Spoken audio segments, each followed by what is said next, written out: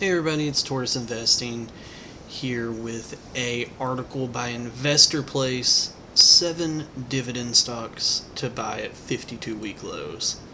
52-week lows is always a good place to try and find value, or if you're looking for something that might be on supersell, definitely a good place to start your search. Now, if you're new, hit that subscribe button for me, drop a like down below, and comment and let me know, do you own any of these? Let's talk about it. Now we're going to take a quick look at all of these through Qualtrim Insights. The first one up is Cisco. Cisco Systems here. We will take a look at the 10-year chart over the last 10 years, up 92%, so not too bad. It's got a adjusted free cash flow of 3.42%, dividend yield 3.32%, and a payout ratio of 53%. Now, just from first glance of looking at these, revenue seems kind of flat. Free cash flow is growing a little though, which is nice, and the dividend has been pretty consistently growing. EPS is ticking in the right direction as well. The cash on hand looks like it was dropping, but might be in the middle of a turnaround.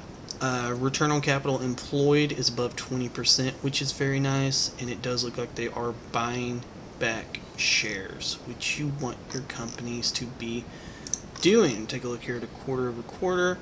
It does look like they are still nibbling at some shares here and there, which will definitely help with EPS growth in the long run.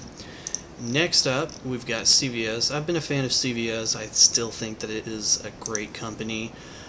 Just free cash flow yield of 10.39%, dividend yield of 4.61%, and a payout ratio just over 53%. We'll take a look here at the 10-year for it, down 25%. It's had these big spike ups, so if you were able to jump in at the bottom, I think you've got yourselves a great long-term hold. Now, this is financial advice. Always do your own research for investing. I'm not telling you what to buy. But with CVS, I like a lot of what I see. Revenue's growing. EPS is ticking in the right direction.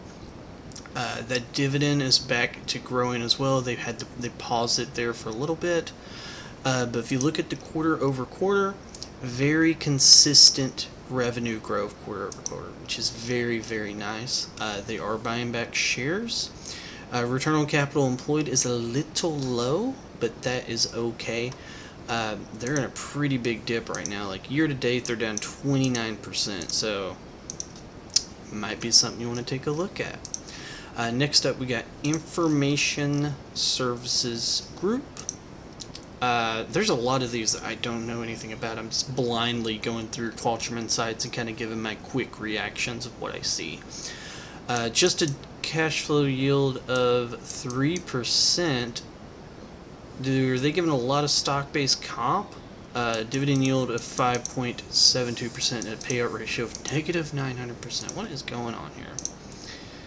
Oh yeah, they are giving out more stock-based comp than they have in cash. And it looks like there's been a good bit the last 2 years. Oof, that's a red flag. Since 2017, it looks like things are pretty flat as well. Take a look at the 10-year chart here, down 31.82%. Spiked up at one point and has just cratered back down. What are we setting at? $3.15 a share. EPS kind of everywhere. Debt, they have over $73 million in debt. Dividend, pretty flat, not much growth going on there. And shares, looks like they're buying back some here and there. Yeah, it looks like they bought back a good little chunk. That'll help with the EPS and stuff going forward, but all in all, this just seems a bit all over the place. Free cash flow, the stock-based comp that they're giving out, the EPS is everywhere. Dividend growth is pretty much non-existent. A lot of red flags. Next up, we've got Royal Pharma. Let's take a look here. Just free cash flow yield of 8.32%, dividend yield 3%, 3.08%, and a payout ratio just over 45%. Let's take a look at the 10-year. 10-year, it is down 38.25%. Revenue is growing a little. Free cash flow looks like it's kind of everywhere. Stock-based comp is not an issue. EPS is kind of everywhere. Oh, there we go. That's not good. They are issuing out shares like crazy. Look at that. Let's take a look back at the annually. Yeah, from what was it, from 2018 to 2023, they went from 354 million to over 602 million. So I don't know if they're doing acquisitions or what exactly is going on. Again, kind of just blindly looking at these. But a lot of nope from me. I personally do not like anything that I see going on here.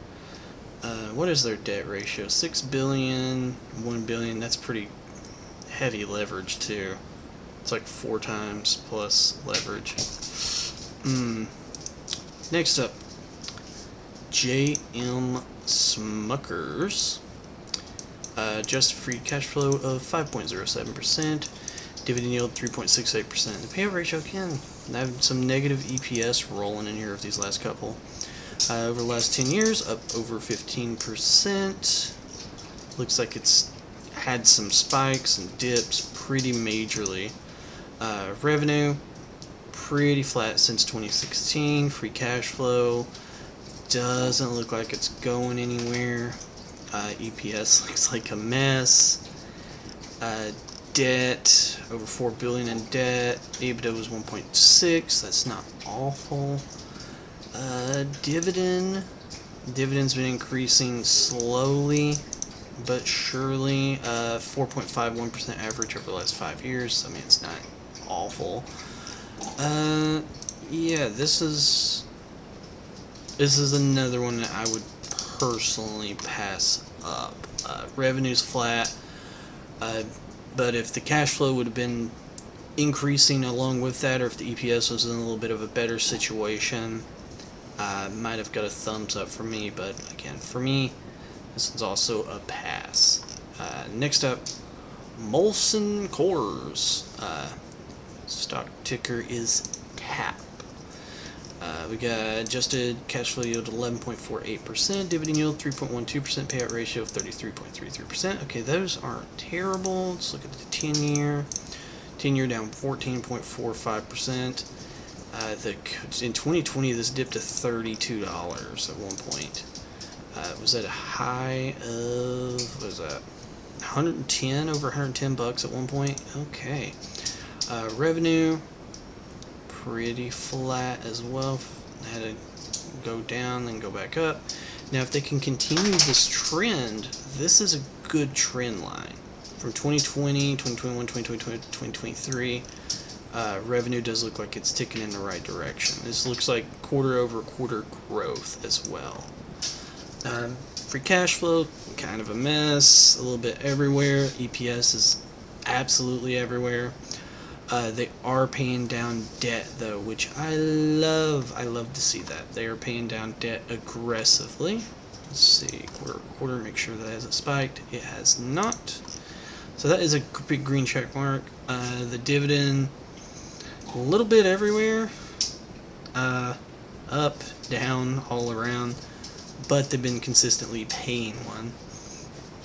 And it looks like consistently giving out new shares. What is going on there? Oh, now they're buying them back again. Okay.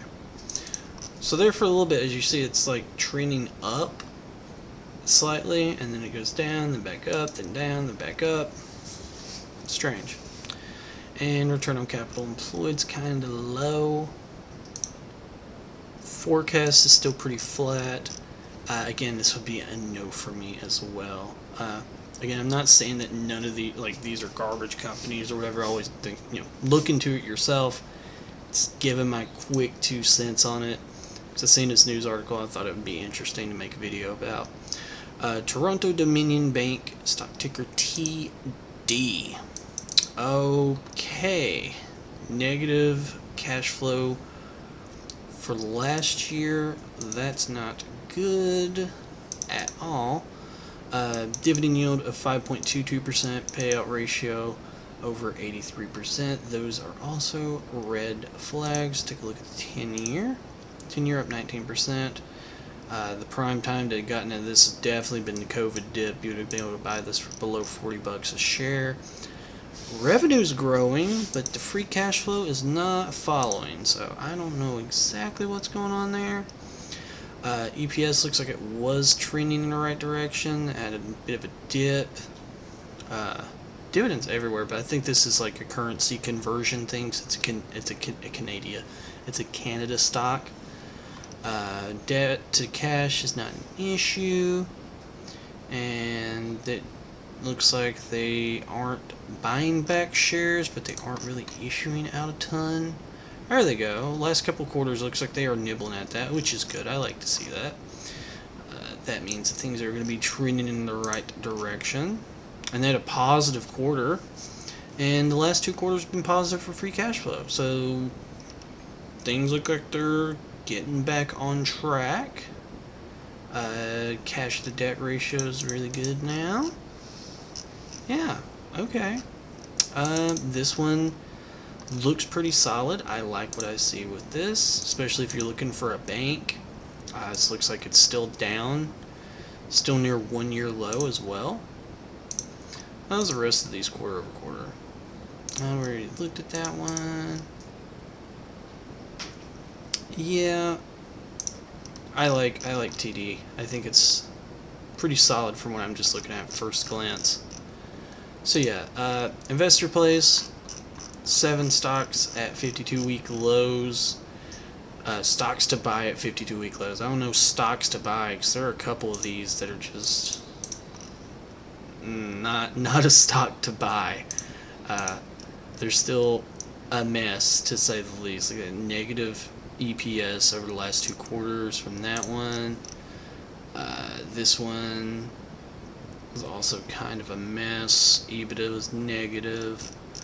So yeah, always do your own research and stuff before buying anything. It's always good to have like a process or what you look for to buy. I just see a lot of these news articles, and I know whenever I first started off, I was seeing that, and I was just like, ooh, they're at their 52-week lows. That means they're automatically on sale and they're good deals, which is not always the case. So I hope you enjoyed that. Hit that like and subscribe button for more, and until next time, take care. See ya.